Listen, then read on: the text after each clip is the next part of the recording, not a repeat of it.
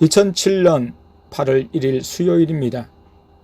오후 5시쯤 땡땡 시장을 보고 땡땡 마트에 들려 아이스크림을 사고 계산대에서 기다리며 물건값을 치르는 중에 동전 10원이 떨어져 있었습니다. 앞에 계산을 치른 고객이 무심코 흘리고 간 10원 동전이었습니다. 내가 떨어져 있는 10원을 보고 옆에 있는 막내에게 저것 하니까 주어서 내게 건네주었습니다. 동시에 거스름돈과 영수증을 받았는데 내 속에서는 10원을 흘리고 간 고객에게는 주지 못하지만 계산대에 떨어져 있는 돈인 만큼 계산원에게 주어야 한다는 생각이 순간 들었습니다.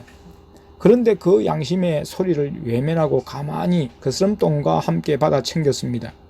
솔직한 기분과 함께 양심에 끓이는 것이 이것은 아닌데 생각하며 계산대를 벗어났습니다. 예수님과 성령님과 함께한 장복이었는데 예수님께 묻지도 않았습니다. 오후 6시에 조금 낮잠을 자고 일어났는데도 찝찝하면서 동전 10원에 대한 압박이 가시지 않았습니다. 밤 10시 기도의 시간에 10원짜리 동전을 가져온 것에 대해 결국 회개를 하게 되었습니다. 떨어져 있는 동전 한 개도 양심에 끓이는 일을 하지 않아야겠다고 생각했습니다. 딸에게 모범을 보여주지 못하고 10원이지만 순간적으로 돈에 혹해 성령님의 소리를 예면한 것에 대해 회개했습니다. 내일 10원만이 아니라 4배를 더하여 50원을 돌려줘야 하겠다고 생각했습니다. 기도회가 끝난 후 예수님께 낮에 있었던 동전 10원을 도적질한 잘못을 시인하고 용서를 구했습니다. 그리고 4배의 배상을 하겠다고 말씀드렸습니다. 예수님이 기뻐 용서하시고 그래라 하셨습니다. 아내는 둘째가 기도 시간에 회개 기도를 하는데 속에 것이 토해 나오는데 어렵게 토해내는 것이었습니다. 보기에 마음이 아팠습니다. 시원스럽게 빠져나오면 좋겠는데 지켜볼 수밖에 없었고 안쓰러웠습니다. 등을 두드려 달라고 해서 아내는 등을 두드려 줬지만 여전히 어렵게 뽑아내고 있었습니다. 주의 보혈을 마시라고 하니까 2차례 먹고 계속 악한 것을 뽑아냈습니다. 회개 기도의 위력과 죄를 짓고도 알지 못하고 악한 것을 방치하고 살아온 우리들의 모습들을 역력히 봅니다. 매일매일 회개의 삶을 살아야 함을 아내는 자신과 둘째를 통해서 계속 체험한다고 했습니다. 우리는 2001년부터 구국 기도를 1시간 하면서 회개 기도만 30분간을 하고 있었고 자녀들도 회개 기도를 30분까지 했지만 실제적으로 마귀의 상태를 알지 못하고 있던 터였습니다. 영안이 열린 자녀들은 보혈의 피를 마시니까 마귀가 배 안에서 꿈틀거린다고 말을 했습니다. 트림이나 재채기로, 가래로, 방귀로, 소변으로, 벤으로 빠져나가는 것을 실제적으로 보고 우리에게 말을 해 주었습니다. 막내도 며칠째 계속 회개 기도를 하느라고 시간 가는 줄 모르게 기도를 했습니다. 침을 뱉어내고 재채기를 하고 3일째 계속 회개 기도를 했습니다. 아내도 회개의 영이 임해서 계속 회개를 하고 있었습니다. 아내는 눈물이 말랐었는데 성령님과 교제를 나눈 후 눈물을 흘리며 회개 기도를 했습니다. 아내는 오랜만에 땡땡이라는 별명을 들어봤습니다. 친근하게 여겨졌다고 했습니다. 예수님과 성령님께서 기도를 하고 난 후 우리 가족들을 일렬로 서라고 하셨습니다. 나, 아내, 첫째, 둘째, 막내 순으로 옆으로 섰습니다.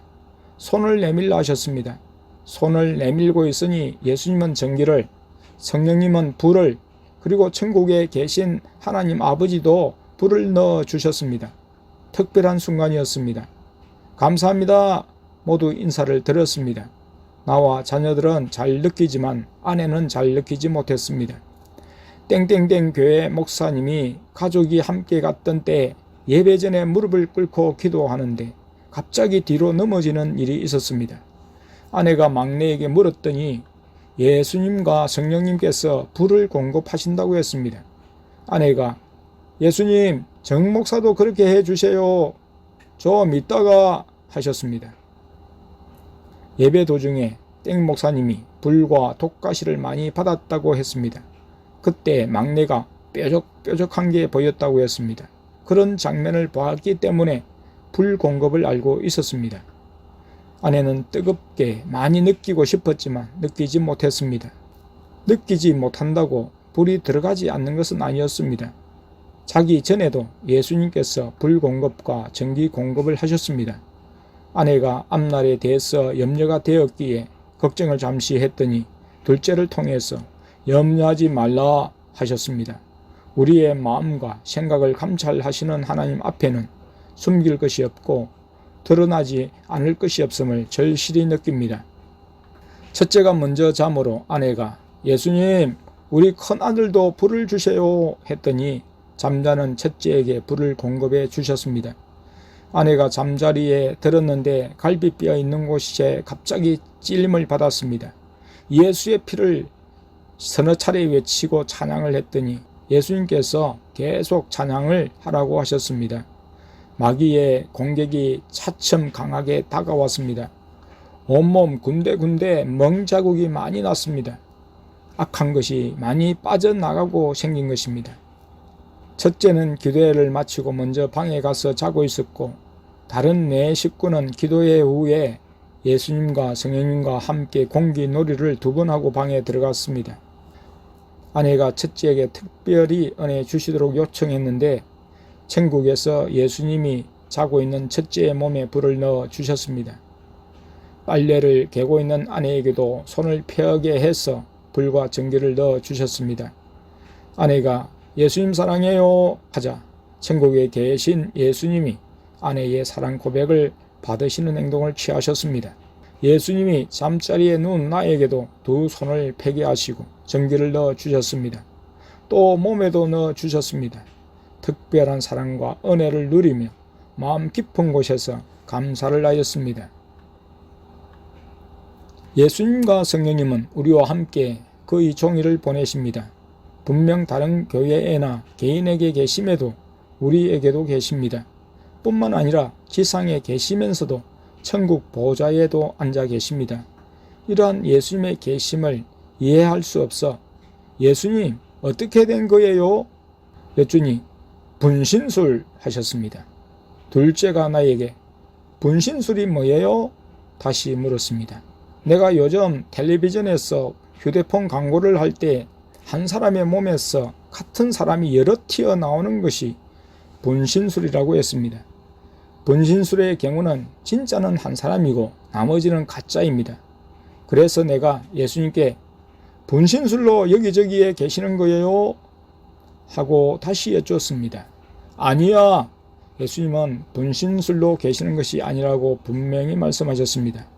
예수님은 분신술로 여러 장소에 여러 사람에게 계시는 것이 아니라 한 분으로 여러 장소에 여러 사람에게 동시에 자신을 형체로 나타내실 수 있는 하나님이십니다.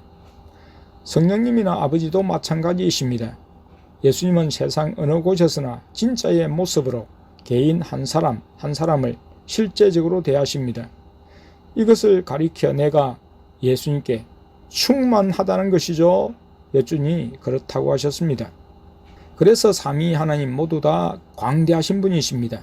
온 세상에 충만하신 분이십니다. 무한하신 분이십니다. 전능하신 분이십니다.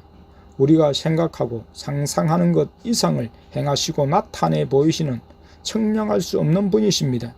우리에게 자신을 나타내신 예수님과 성령님은 때로 다른 장소에 이동을 하십니다. 예를 들어 땡땡땡 교회에도 계시면서 초원 교회에도 계시는데 밤 기도회가 마치면 땡땡땡 교회에 가신 다음에 떠나가십니다. 그때 초원 교회에는 안 계시면서 땡땡땡 교회에만 자신을 나타내시게 됩니다.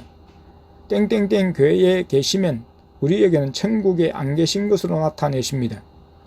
우리를 사랑하시고 우리를 위해 행하시는 주님만을 보여주시기 때문입니다. 우리에게는 나타나지 않지만 그 순간에 천국에도 계시면서 세계 곳곳에 영향력을 행사하시고 모든 일들을 처리하시는 주님이신 것입니다. 물론 멀리서도 우리의 마음과 행동 하나하나를 보고 알고 계십니다. 하나님 아버지께서 지상에 강림하실 때도 마찬가지이십니다. 천국을 비우시고 오시는 것이 아니라 천국에 계시면서도 우리에게 임하시는 전능의 하나님이십니다. 그러나 보여주는 대상이 나일 때는 나에게만 보이시고 천국에 계신 모습은 보이시지 않는 것입니다. 한 개인에게 특별한 사랑으로 찾아오시는 하나님 앞에서는 내가 죄인임을 더 고백하게 됩니다. 거룩하신 하나님 앞에 서 있는 내 모습을 보면서 베드로의 고백을 떠올렸습니다. 시몬 베드로가 이를 보고 예수의 무릎 아래 엎드려 가로되 주여 나를 떠나소서 나는 죄인이로소이다 하니 누가복음 5장 8절. 이제 주님 앞에서 내 지식이 온전치 못하다는 것, 내 의가 추하고 죄악 덩어리라는 것을 깨닫고 또한 욥과 같은 고백을 하게 됩니다. 무지한 말로 이치를 가리우는 자가 누구니이까? 내가 스스로 깨달을 수 없는 일을 말하였고 스스로 알 수 없고 헤아리기 어려운 일을 말하였나이다. 욥기 42장 3절. 그러므로 내가 스스로 한하고 티끌과 제 가운데서 회개하나이다. 욥기 42장 6절.